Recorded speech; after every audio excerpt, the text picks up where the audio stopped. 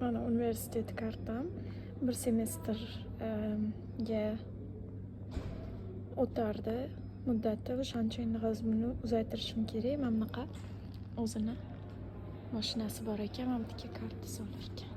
Hozir shuni keyingi semestr uchun yangilayman.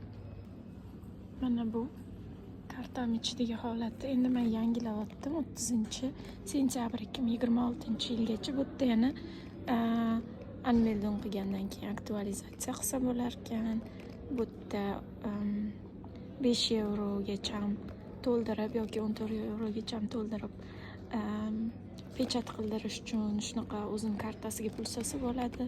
Mana bu yerda bo'lsa password yangilasa bo'lar ekan. Mana bu anaqani pinini yangilash funksiyasi. Endi men aktualizatsiya qilaman va kartamni olaman hozir.